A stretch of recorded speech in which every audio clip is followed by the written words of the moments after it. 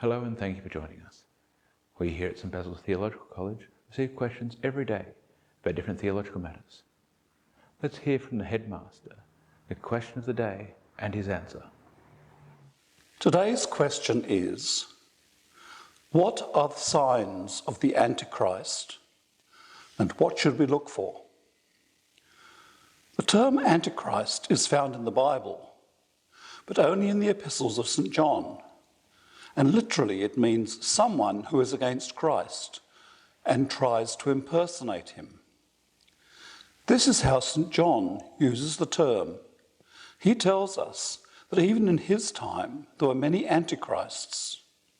St. John 1, chapter 2, verse 18. He defines the term to mean anyone who denies both the Father and the Son in chapter 2, verse 22. St. John does not use the term Antichrist in the book of Revelation, but he does describe someone called the Beast. And today many people identify him as the Antichrist, using the definite article to indicate a specific individual. In Revelation, we are told much about this beast and about his number, which is said to be the number of a man. Revelation 13:18. This is why most people think that the Antichrist will be a very bad man who does much evil in the world and tries to prevent the coming of Christ. St. Paul does not use the term Antichrist either, but he does refer to the fact that before Christ comes, there will come what he calls that man of sin. That is in 2 Thessalonians 2:3. And it is this, together with the description of the beast in Revelation, that tell us most of what we know about the Antichrist. Thus, although neither Revelation nor 2 Thessalonians use the word Antichrist, my answer to this question draws mainly on what they tell us about this man of sin. There will be no space for me to include all the references to each point in this brief answer, but if required, I can supply them separately.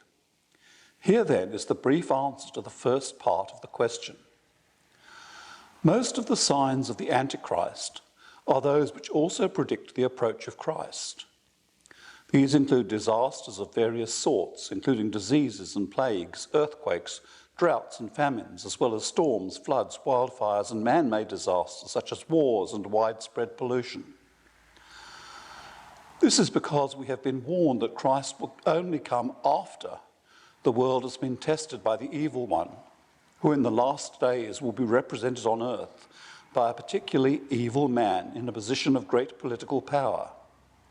Commonly known as the Antichrist, this man is depicted in various futuristic films, and other predictions have at different times equated him with a leader of America, of Russia, of China, or an Islamic jihad, but there is no general consensus. However, the Bible predicts that when he first comes to prominence, most people will fail to recognize the Antichrist as such, that he will spend some 3.5 years being generally accepted by most people while he is preparing to make his move. Then for another 3.5 years, he will be recognized for what he is, but will still rule by brute force before being destroyed by the servants of Christ. In addition, it predicts that the Antichrist will promote materialism as an alternative to religion, that he will persecute all religion and try to prevent people from buying and selling without his consent. We should beware of governments and leaders who try to restrict our personal freedoms, especially when they introduce laws as temporary emergency measures, but which they do not rescind when the perceived emergency has passed. We should also remember that although the Antichrist is only one man, he will have many agents and supporters, so that we should be suspicious of anyone who persecutes religion or promotes materialism.